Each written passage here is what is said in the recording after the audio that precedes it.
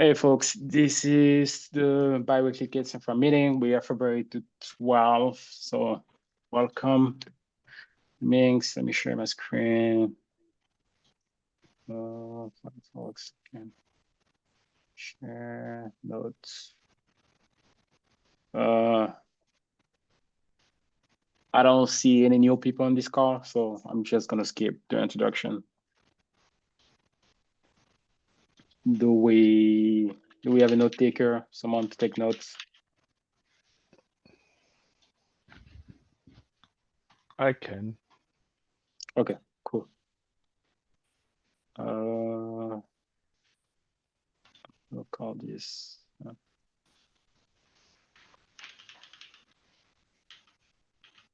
Okay, we have billing report published on Slack. So do we want to still do that?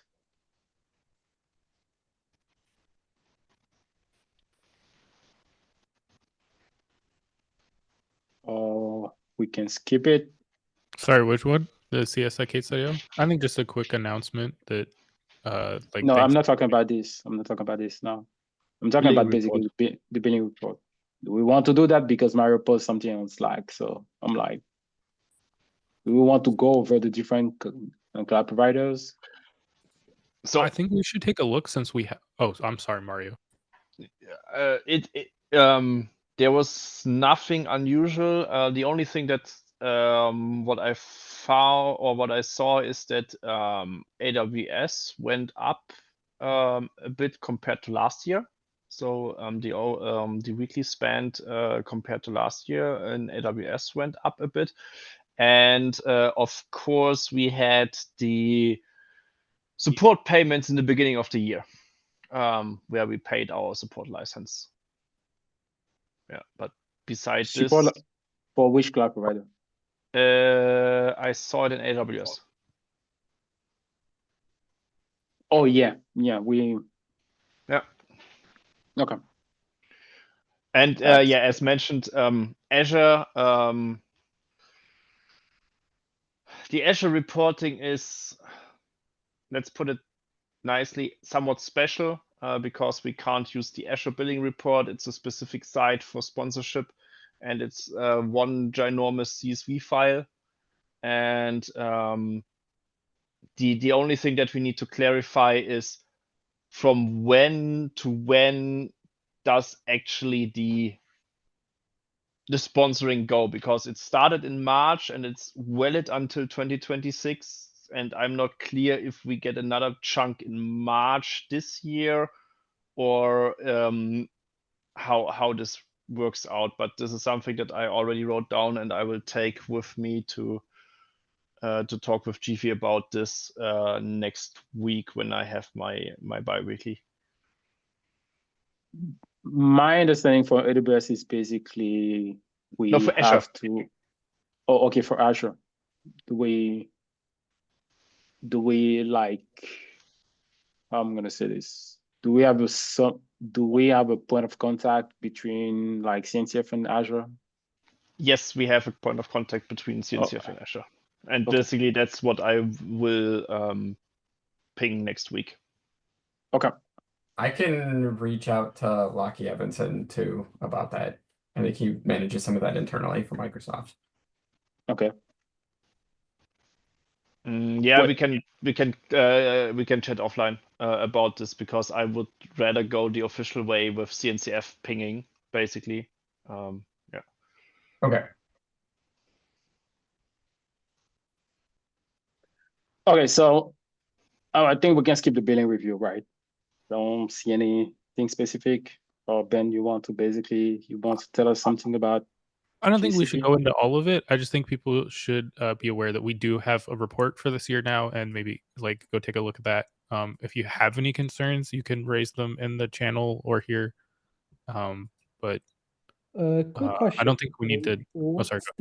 Look at the pink item at the bottom, right? There's a sharp drop off there. What's the item? The purple item in your table. Sorry, in the graph at the top. Here looks like the OCI. I think that's the registry redirector. Interesting. In the bottom of the graph. Yeah, The the bottom bar, graph. Oh no. the large bar at the bottom. It drops quite a bit after Oh, a while. no, so it's the cost of other projects that went substantially down. Oh, I think that's the commitment that expired Interesting. because we basically, just for people in the call, we have yearly commitment on GCP, and that was supposed to expire on February this year because it was covering 2024. And I think that's what's happening because those are definitely expired. If I remember, we can break this down. Let me see what's happening here. Service, yeah. See, yeah, there's nothing per service, but definitely something per project. Yeah, so the orange okay. service, what's the orange service? That was there. I think group by project, group by service first. Group by service, Orange there's service is cloud storage had a nice drop off, like yeah. We used to have basically like a skew for the commitment, which is not appearing, which is not here. So I'm it will appear. suspecting. Yeah, I think it's the compute engine costs have gone down. Like it's gone down 13% already. It's not for the lack of. did we change machine type or something? We should probably follow up No. on just like what happened in that time window. There's got to be something that changed. I'm pretty sure it's commitment- the commitment. I'm the pretty sure it's the expired, commitment. Yeah. So I think we discussed this. Basically, we want to renew that for this year and keep the same hourly rate. So anyone can basically go and buy it for this year. But if we're actually spending less, should we? I don't know. We should root cause what changed here and follow up. Because that is a The pretty big commit shift. expired is what happened. Now the question is, was the commit efficient or not? Yeah. The result from Google was it was 80% efficient. So we should probably set it to a lower limit, a lower figure than it was last year. Okay. Okay. Well, I think we can follow up on that later then. But Yeah. this kind of like a big change in spend is exactly what we want to review in the call. Yeah, because I think we kind of know what the problem is. Okay. So yeah, who is taking the lead for this? Yeah, I'll look into it. Maybe Okay. file just a K8s.io issue so we have a place where people can like see what happens. Okay. Okay.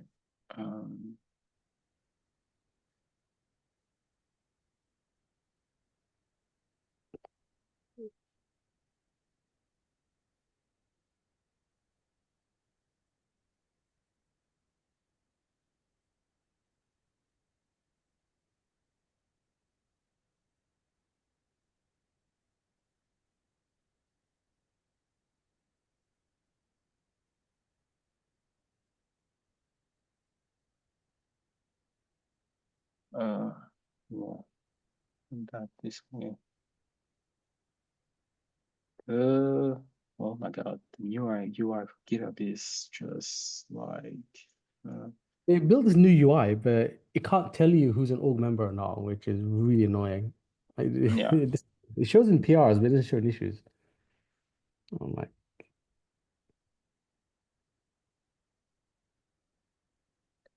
Okay. GCP is done. Unless we want to talk about something else.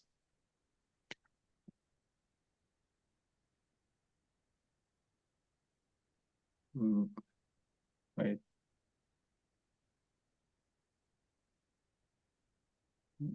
Yeah, I feel like nothing else really jumped out there. That kind of looks.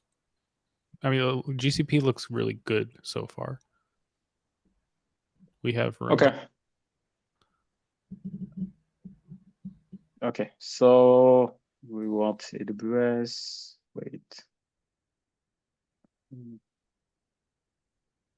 Mr. George's January.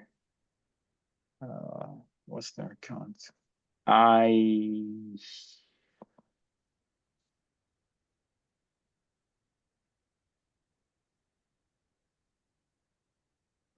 in the middle of February, so it's going to be hard to basically know if something specific happened. We can wait. Let me see if I can go back. November. 12. Oh, we can see something. Oh, yeah, more spend. Yeah, we had more spend in January because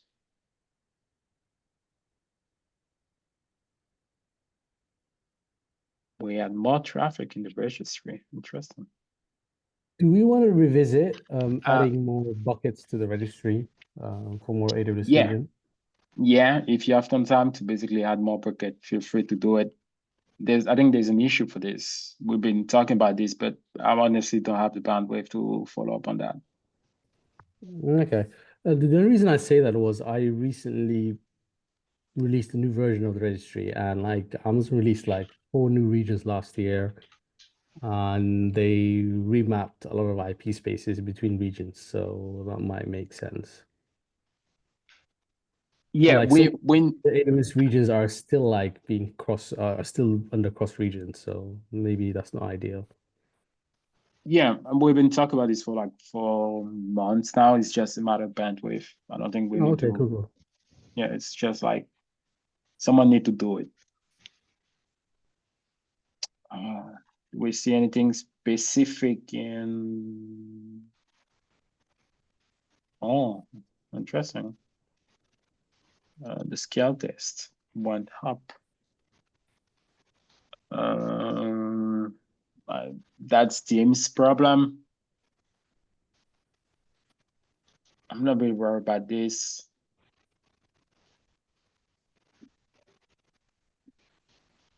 Playground here. Okay. Any question regarding AWS? Because I don't. Yeah. Yes. Mario, I see Andres. Yeah, regarding the more traffic to the registry, I also saw a spike in Fastly. So basically, in January, we went up for a 300 gigabyte compared to the previous month. So even Fastly. That's great. That's awesome. That means people are doing the migration. Well, no. So Fastly though is binaries and stuff, and looking at that number, it went from 1.4x to 1.7x. So that's actually a pretty big increase, and we should check what our cap is. One thing that could be possible is that we have the cryo packages now. There's a thread ongoing to move that to like cryo specific package hosting instead of ours, but I don't know the like bandwidth breakdown, and that might actually be on the one of the AWS CDNs. Yeah, because cryo is not related to Fastly. We specifically serve only binaries to Fastly. Right. Yeah. So which means our binary traffic is up a lot. That's great. Our threshold is 10 petabyte per month. So we only use like 10-20% of it right now. So I think we're gonna be fine for the next 3 years, because my understanding is like the contract between C and C Openings Foundation and Fastly is basically we have a donation for like up to 5. We live for the next 5 years. Okay, but just to clarify, that shouldn't actually be much of a migration. I guess, are you thinking that people were using the bucket directly without using DL.case.io? Yeah. Okay, that makes sense. There's like a lot of like, if you do research on using the search engine for GitHub, there's like a lot of reference of the old bucket. Yeah, I looked through those. Most of those were kind of like stale copies of our own scripts and things. Yeah. I didn't find that many active ones, but it makes sense that there's more that we can't see. I think I would prefer an increase in bandwidth, because there's an assumption, even if there's like abuse, we basically know that like people are migrate away from the bucket before like we think it's an issue. Yeah. For the registry bandwidth, can we see like how much bandwidth and what the delta is? The registry is yeah, we can see that. Depending on per bucket. I think we can do it. We can have breakdown per bucket. Yeah, sorry, I meant would you mind pulling that up? I don't know if I can do that right now because it's like it's somewhere. Wait, let me see if we can do that. I feel like you had to like switch accounts. It's more complicated than that. Okay. Did we not wire up that account to SIG yet? The thing is, I don't remember where is that, which account it's used, because the registry is like bucket plus a CDN. Yeah, I think don't we have like OCI or registry in the name? Okay, this one maybe this one.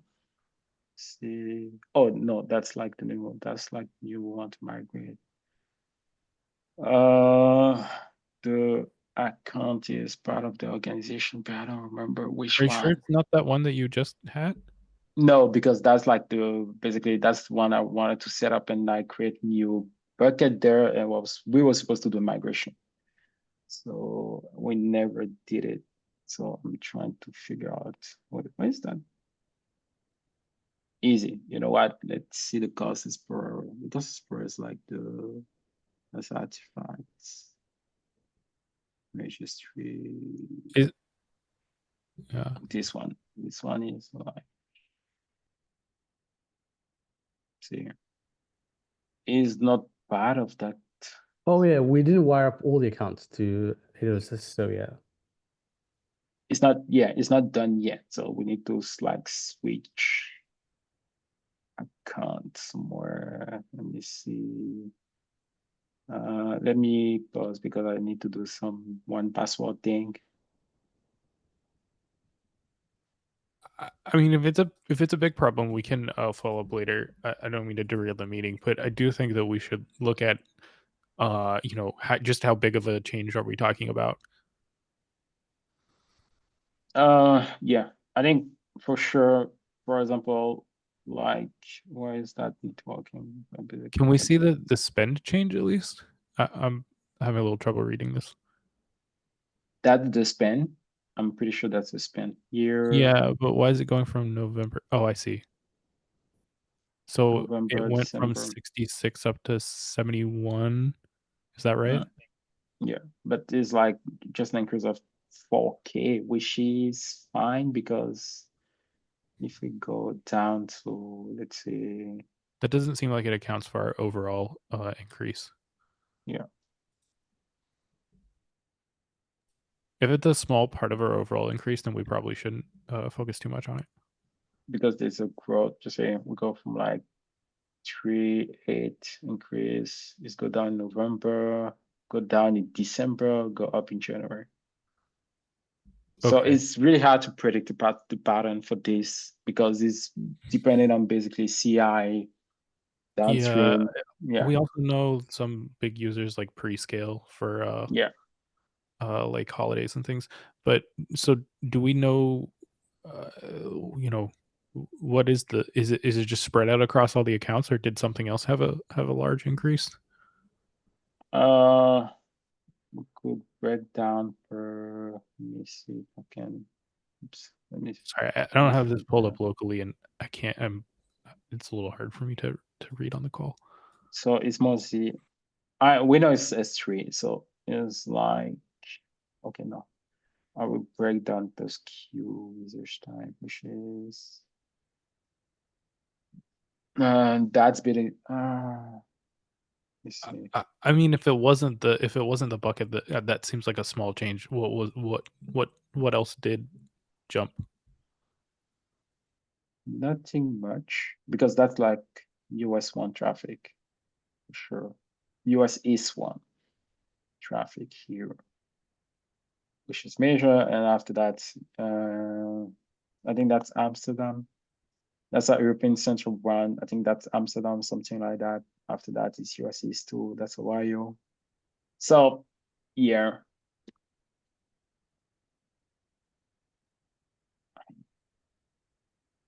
I don't see anything specific that would saying, okay, because yeah, like cost is almost the same in one region.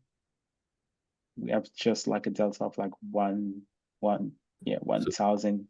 So what about the other, like not S3, the other stuff? Oh, non-S3 service. CloudWatch is gonna be on.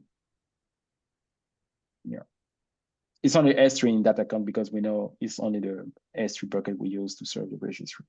There's no other service in that account. Yes, I meant that the overall budget change for the root account. If S3 wasn't actually that big, then what was? I don't think there was something big. Okay, I thought we said that there was an increase. There's a small increase, but basically not significant to worry about. Okay, so should we move on? Yeah. Quick question: what's the account ID for the expensive account that we're running the registry S3 objects in? Let me You break provide a down. dimension account. Yeah. This one. Oh, cool, got it. Thank you. I'm gonna go and add these. I would say anything that's basically over, I would say, because there's like there's some account I create but never use them because I felt like it was pointless to enable a few services. So you can just put everything and we can like filter down later or shut down those accounts.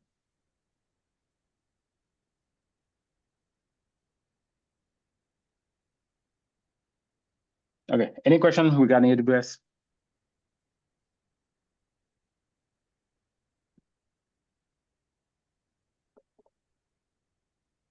Okay, we can move on. On the object. So update, we've run now the code search on GK. We no longer use Equinix, which is great. I'm saying this because I've been waiting for this for like 4 years now. So congrats. It puts us like in a year ahead of their turn down. So yeah. Wait, but there might be I suspect, I'm not sure, but I suspect basically other sub-project relying on Equinix will come to us to trying to figure out how they can move the infrastructure. I'm thinking cup spray. I know there's a big subject about this, so I'm pretty sure they will come to us, ask about basically how they can move from like Equinix to, I don't know which cloud provider we can, and cup spray. Okay. Because their entire CI is on Equinix. Yeah, we had talked to them previously when they first came asking about migrating. We were pretty buried in starting moving everything, like finishing moving everything in the community accounts. And then when we circled back with them, they were basically like the GitLab that they have is working for them and they're not going to move forward at this time. So that one's kind of been outstanding for a while. Yeah, so yeah, I'm pretty sure next year or maybe this year there might be a conversation regarding GURP spray CI infrastructure. I think it's only that project though. I believe Minikube also has a bunch of their own infrastructure, but I don't think it's on Equinix. I think it's mostly GCP, Amazon, and like bare metal physically in Google offices. Yeah, okay. So yeah, I think yeah, Cup Spray is my main concern. I don't know about the rest of the other sub project. Well, with Cube Spray, it should be kind of straightforward if they want to do like for like. They should be able to tell us, hey, we have X number of VMs or hardware provided by Equinix, similar to the CS.io migration that Dims did. Like it was a box that runs somewhere. We know how to run boxes. So yeah. I don't want to say it's going to be straightforward because I don't know what they exactly want in the CI. Because basically, Cup Spray is mostly an installer based on Ansible. So they're That already sounds messy. they show value on bare metal, not in the cloud. So I'm wondering about like if they try to move to the cloud, I'm not sure they're gonna get the signal they want from the CI. We're They gonna offer. can by well, bare metal on the cloud, you can achieve the same thing if you don't leverage other cloud functionality. Just you launch a VM and just use it as is. You can mimic But the bare metal experience. that's expensive. That's the thing, is like bare metal on the cloud is very expensive. So I'm not exactly sure if we can. No, not a not a full bare metal instance, like a normal virtual instance. Okay. Did we have any other topics today before we like preemptively solve for things people haven't asked for yet? No. Okay, that's to be sure. I think we'll see what needs they have when they come to us, and we'll do what we can.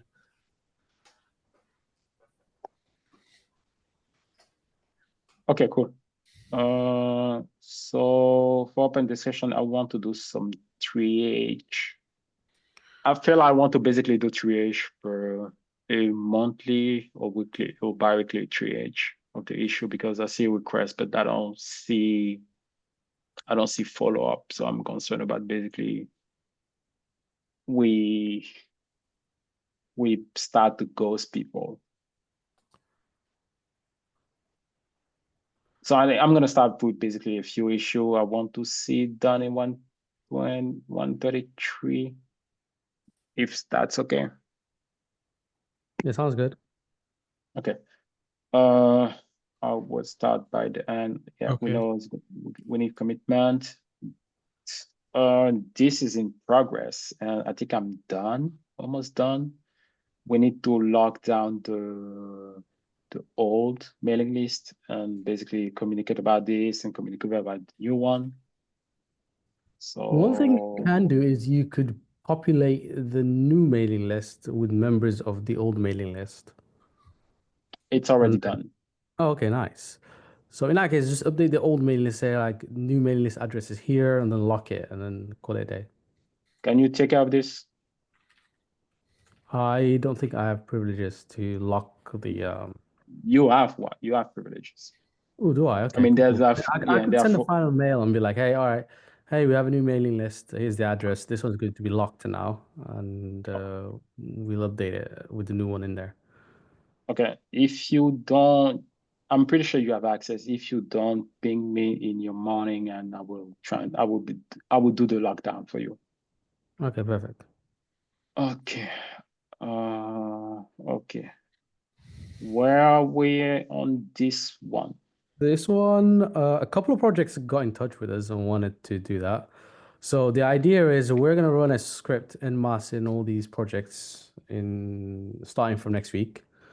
And we're going to effectively execute the migration to artifact registry in the background, but existing registry URLs. And I'm straight up going to slap a 90-day retention policy on all the registries and then see who complain. With the exception of a few registries that we can't put a lifecycle policy in because we use them internally.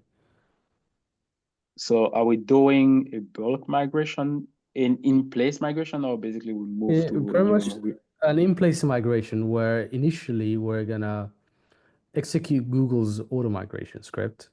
Yeah. After we run that, I'm then gonna run another script that applies a lifecycle policy on a cleanup policy on the registries, like we have on the that everybody gets. 90 days, the registry gets purged, all the contents are gone. Every 90 days.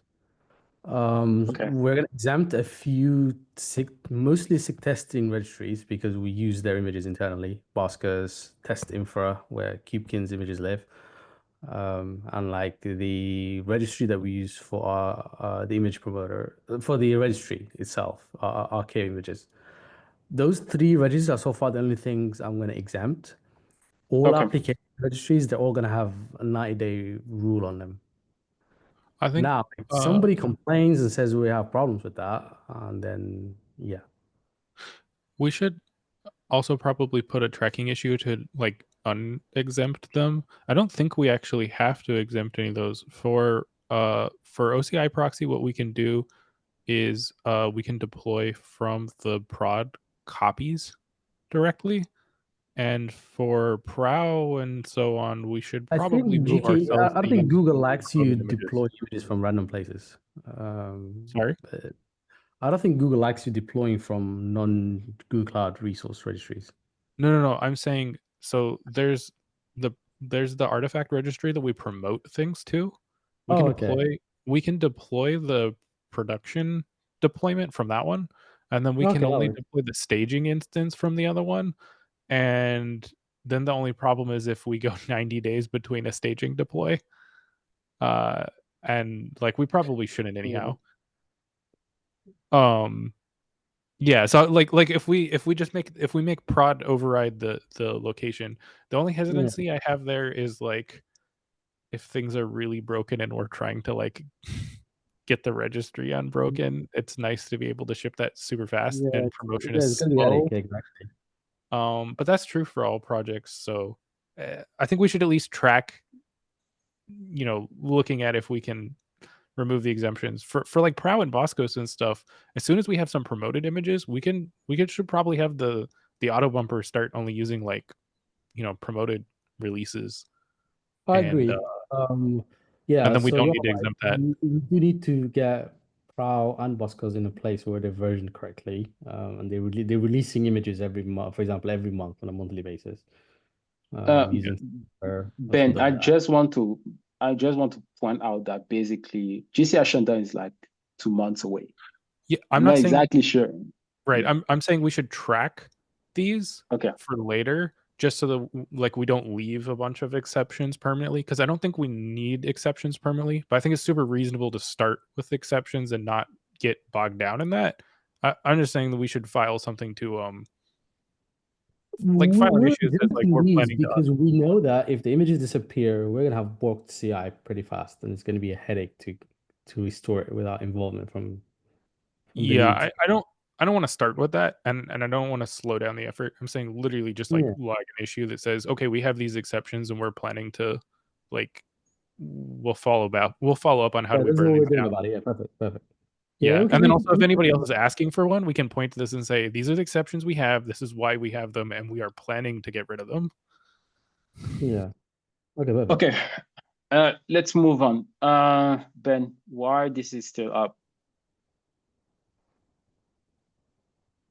I have not had bandwidth. I had talked to Marco about this, and Marco hasn't been available for a little bit. Yeah. I can take it back over if we need to. Okay. I think you have the permission to do it. So if you just do it. Yeah, that's fair. I'm not sure what all we actually have for this, and I really haven't had time. Okay. Yeah, well, the way we do it is you delete your Data Studio dashboard and that's about it really. Don't do much else. You still need we can place.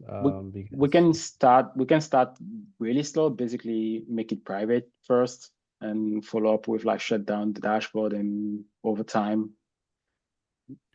slow steps, like baby steps, like, okay, make it private, delete the dashboard, remove the I'm thinking more like BigQuery. There's a BigQuery export behind it and some other stuff, and I wouldn't want to leave the long tail of all that. We need to leave that stuff behind because that is like standard GCP setup stuff.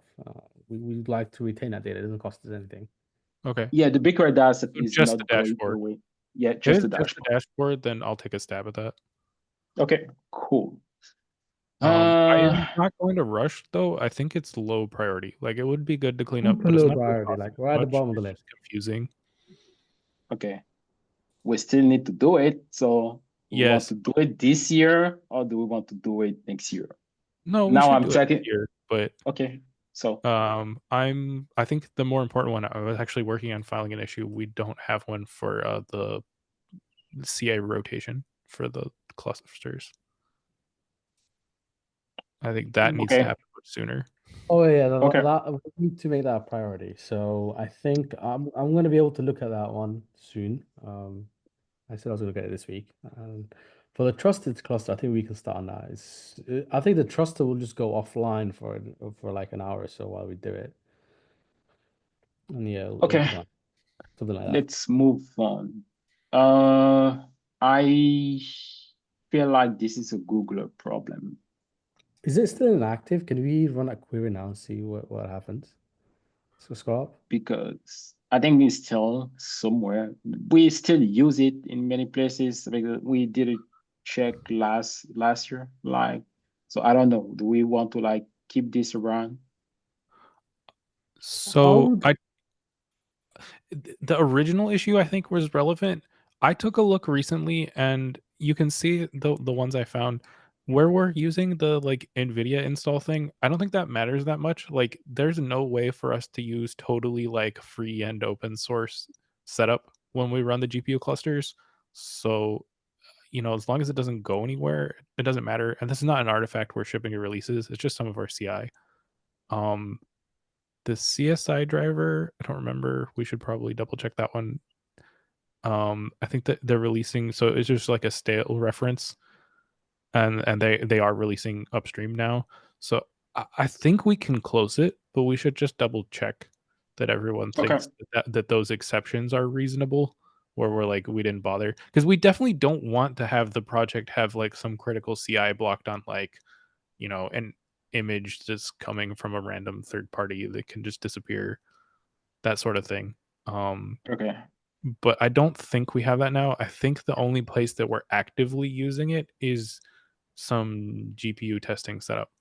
And my understanding is that it's like the driver install has licensing issues, so it's not possible to like the project cannot host that image, but we need to run something. So we're using it from GKE on GCP. Okay. But So nowadays, NVIDIA hosts the public image registries in the AI boom world, so it's not unreasonable to run NVIDIA images out of there directly for their stuff. Right, but either way, we're pulling from a third-party image, so I'm not sure it's worth the work to like if someone wants to switch, that sounds fine. I don't think K8s-Infra needs to track that. Like, yeah. either way, we're depending on a third-party hosted image, and in most cases, we would resolve that by like having a first-party hosted image for something we need, but we're not going to do that here for Yeah. that particular image. Okay. So I think But we if can there are any other close. ones, then we need to fix those. Do we? Because I feel like I would say if the registry goes away, we might have like backport from the basic staging, because I know we do promotion of Firestore CSI driver and even AWS. So I think it's gonna be fine, and we can close the issue at is. I think we Because found all of them. yeah, I think my main concern is mostly the GPU driver. The rest is Well, like that is still already. available. Though. Google executed the migration already on their part, so that image is still going to be available afterwards. Yeah, So all of the internally hosted registries were forced to migrate much sooner. So that should be fine. I'm gonna I'll close it. I'm just gonna double check the search to see that no one has regressed on this, and then it looks like it's just references to the GPU driver. I had pinged I've been going around pinging repos about cleaning up like stale image references. There's a stale file store CSI driver one as well, but it's just an example manifest. As far as I can tell, it's not actually being used, and they are releasing it upstream. So I'll pong them again to fix it, but I don't think we need a block on it. So I'll close this now. okay. You're faster than me. Nice. A lot of it is just vendoring for the most part. Yeah. Other than the Yeah, KK. most of them are just vendoring the like GPU setup thing, and that's fine. This one is on me. Okay, so what's remaining here is most likely that K8s use static bucket, but basically inside the CNTF AWS account. So in order to do that, where is that pull request? Wait, finish here. Yeah, it's our pull request. Yeah.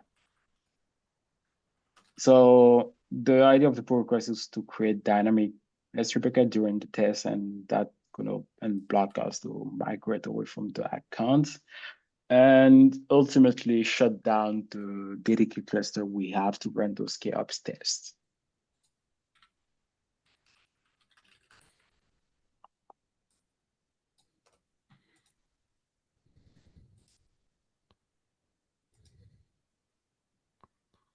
Any question? Yes, no. So this is moving forward. I know the CNCF was a little concerned about this one. Well, it's moving forward because things need to happen on our side, but that, yeah. Okay. This one is like, not exactly, there's no one from the universe in that call. Mario, can you talk to Marco? And who was in that?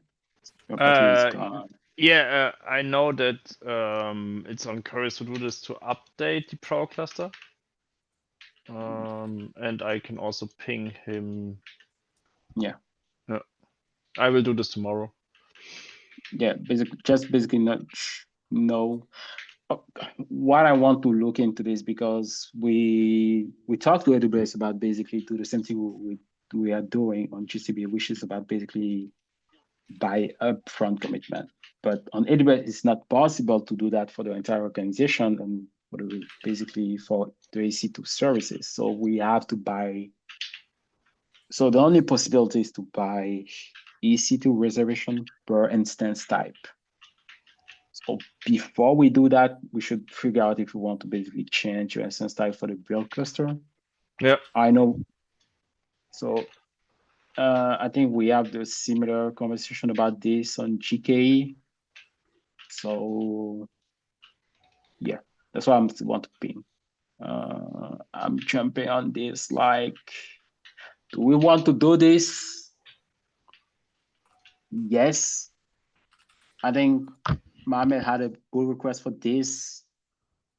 I did. It's a disruptive. I think it's a disruptive operation, and because we do a credential rotation, we should also take the opportunity to switch to change the setup at the same time. This doesn't have to be a disruptive operation. Tricky. Yeah, it was a little bit tricky last time we looked into this, in part because the new instances don't match up the same size as the old ones. Yeah. And they're more The performant than the old ones. C3. The C4.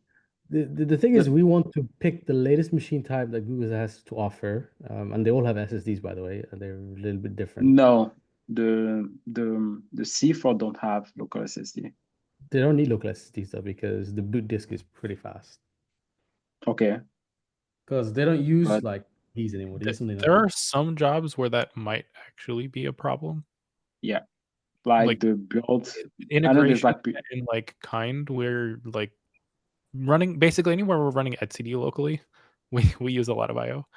I Yeah. think if you use Hyperdisk, it'll be fine. Because Hyperdisk is really fast. It's Okay. fast with SSDs. But your earlier point about the machine shape, we do have to watch out for that, especially exactly. like because The problem is it will be very hard to also track it don't down on want the GPU small Pro. instances either. You want the big ones because they're beefier. They have bigger bandwidth, faster IOPS. We don't necessarily need bigger bandwidth. Or really issue is going to be IOPS on the local Look at disk. N4. N4 is a new thing that I've heard of. Do they have local SSDs? N4s?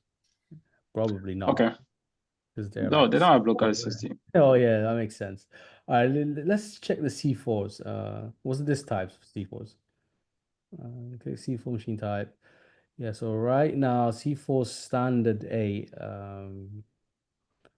We could just attach a hyperdisk to it, and it'll be fine. They don't I have guess local basically, disk. I think we should phase this in, and we should. There's some CI jobs that, like, we should notify people because there are some CI jobs that might have a regression. Yeah. That probably will perform better, but anytime we're changing the machine types, we do have some things that are performance sensitive. Most of our CI jobs aren't directly performance sensitive. The most expensive thing they do is a build, and then they turn around and spin up resources somewhere else, or they're just like unit testing a smaller project or something. Most of those are not going to be affected, but we have a bunch of E2Es throughout the project that are like kind based or local up cluster or the like integration type stuff. There's a number of projects like that. It's kind of hard to find all of them, so we should probably just let people know, especially release CI signal, that we're like Oh yeah, I agree. phasing in a new machine type. I would rather do it as like a separate project, because this is going to be once in a generation change, because we haven't changed our machine Okay. types in a decade. The other thing we could do is just make N1 a from new like build. 2015. It would be a little bit of a pain, but we could also make a new build cluster, replicate all the secrets, and then just like make it like a scheduling option in Prow. Or maybe we could even make it appear to Prow as one by like a context. I don't know. It's something to think about, because We could that's do like it the easier to way track. we introduced ARM nodes, which was people had to taint their workloads. Yeah. Okay. Yeah. I would say basically we have a node pool with newer instance type like C4, and we schedule a few jobs on that node pool and see what's happening. Yeah, we could also like try a few of the jobs that we think are most likely to be affected by machine changes and just make sure that they're performing like similarly or Sounds better. good. Okay, so what we can do is we can introduce a new node pool at any time, initially with taints on them, and then we will taint the jobs that we think might have issues. And Yeah. And then Well, run them and see how they go. yeah, we could just like opt a few jobs into it that are like we know are pretty sensitive to this kind of thing. Yeah. And then based on those results, we can decide if we want to drop the taint and let everything switch over. Yeah. Ben, can you provide a list of like jobs we can like test on this? Yeah, I think basically we'll just pick a few that have like kind and like Kubernetes integration in the name. Those are like the two categories I can think of that are probably most impacted at this point. Okay, for the sake of like keeping an archive somewhere, basically drop a comment on that issue. Yeah, I mean, like something like local up cluster also would be, but I think it'll be similar enough if we just get like one or two even of the jobs that are like pretty heavily running etcd. I think integration is the most different version of that versus the ones that are running a local cluster. Okay. I think most other jobs will not have such a direct impact from it, and will instead want to look for things like, how long the unit tests take to run in Kubernetes, because that's another like big local compute. I'll add a couple of suggestions. Okay. Do you guys remember the last time do you remember when we did that change to like scale tests, and we like changed the control plane instance from like N1 to like N2 C3, and we saw like some big numbers change? I anticipate we're gonna have the same effect in like a lot of these jobs. They're just gonna execute a lot quicker. Okay. Can someone drop a link or a title or something for that issue? I lost it. Let me. Okay, for the GCR2 AR, I think it's in progress. No need to come back to this. So That's the before we headline topic, finish, yeah. Yeah, I think go whispering. Where is that? I want to talk about a few issues. Yeah. What, Ben? Okay, I'm gonna see this. Yeah, Hugging Face. I'm filing some Yeah. tracking issues. Yeah, okay. Hugging Face, what do we do about this? Because I'm like, do we want a free account for them, or basically what do we want here? So I believe this last left off, we were waiting for feedback from them on the options.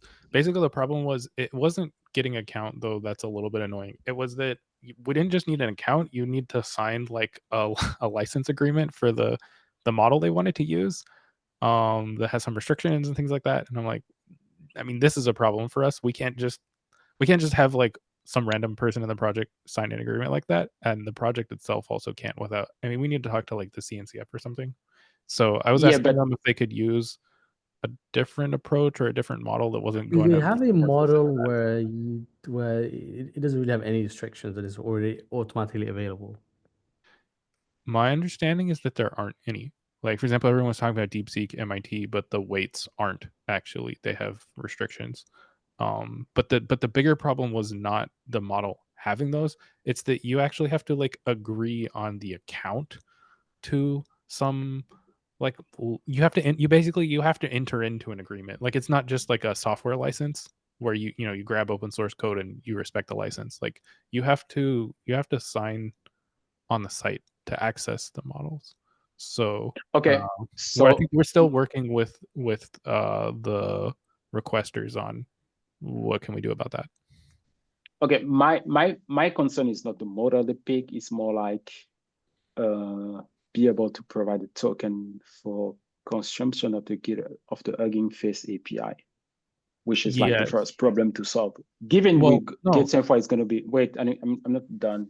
Given that basically Gates-Infra is going to be in control of the account, it's up to us to basically sign whatever agreement is needed. Right. But if you read the discussion, I have pointed out that I don't think they need a model to do what they're trying to do. They want to test, they're testing a project that routes requests. So they need, like, this backend got busy, we're routing the request. That's going to be flaky if you do it by actually running some expensive model and then trying to see the requests get rerouted versus running a fake or something. So I'm asking, first of all, if a Hugging Face account is even the right solution to the problem. And then if we create a Hugging Face account, we can't let people log into it and make agreements. And the models that they're requesting are. So I don't think that we should go forward with making an account if we don't know that there's a way it's going to be used that's permissible. And Yeah, it but we doesn't don't. sound like it's Can even do. necessary at all. Yeah, okay. Okay, I like the idea of looking into, is this necessary at all? And seeing that conversation play out. At the same time, though, we could create a Hugging Face account, but access only models that like don't require anything, and you can just pull without signing any paperwork. yeah, but how you control that? Because I think that's Well, a core problem here. well, the thing is, the token. If you have a read-only token, right, and you load it into the cluster, people who use the job can use the token, but they can't enter any agreements. They're just able to pull whatever the token has agreed to. If you try to pull something that you haven't signed off on, it doesn't work. Sure. And so we But the, can do that if we need to. But from my SIG testing hat, I'm also saying, wait a minute. Do we actually need to pay to execute a model to test model routing? Model routing should work without running a real model with like GPUs and everything. We should be able to route traffic to yeah, backend but you fake. yeah, but you want to be able to consume a model for Hugging Face. You want to load the model from somewhere. No, I don't, because we're not testing model serving, we're testing routing. So to route, we can route to backends that are fakes, which is what we would typically do if we were end-to-end testing Kubernetes itself. We wouldn't start serving like a real expensive workload. We would have a fake workload. Wait, What's this project actually Yeah, doing? it's a Hold gateway Okay. API extension that controls how requests get routed to backends. So they don't necessarily need to be a real like LLM instance, and we don't need to pay for like TPUs or GPUs for that. It should also be more Because reliable if we don't do that, because you can have predictable behavior of the backends, and you can tell a backend to start serving a stat that says it has too much traffic right now, so you should route it to another one. okay, because my understanding is basically you could express a model as a CRD that's going to consume Hugging Face. No, so Gateway API inference extension is about how traffic gets routed to different model serving instances. The actual model serving code isn't part of Kubernetes at all. So Okay. testing model serving shouldn't be the goal. Testing how we route to model servers is the goal. And we should be able to do that by just serving fake responses, which will be cheaper and more reliable and not require that we have another like 1Password managed manual account with also questionable licensing issues. Okay. So that's Because where I'm at with them still is, wait, do we really need this? This seems like a very like brute force approach to testing this project, and it has like kind of multiple issues, right? I'm looking at the spec and I feel like they have a reference of the model, which is my pull from somewhere. Yeah, but that's all just coming from like over the network. So you can just have so like it doesn't, you know, if they my understanding was it was so they can E2E test this thing, and what this thing does is decide where to send the requests to different backends. So to test that, I think the better approach is to send it to like multiple dummy backends instead of like actually spinning up a couple instances of LLMs on like inference hardware. Wait, because Which also, there's I mean, if you do that, you also like people cannot replicate locally for development necessarily. Like it's a lot more expensive. with the server, but basically, I mean, their docs say you need a model server, and they pulled that from right Hugging Face. If you're running it for production. But again, to run like a Kubernetes application in production, you run a real product application, right? But when we end-to-end test Kubernetes, we don't deploy like GitLab. We deploy Agnost. Yeah. Okay. So okay, I understand what you're saying. So I'm still waiting for them to get back on. I mean, do you actually need to use some like license encumbered model that is going to require us to reach out to the CNCF for legal support, or can you just use a fake? Okay, so I'm gonna try to track this for this milestone. We are out of time. Yeah, I gotta jump to another meeting. Thanks all. Okay. Thank you. See you later, folks. Bye-bye.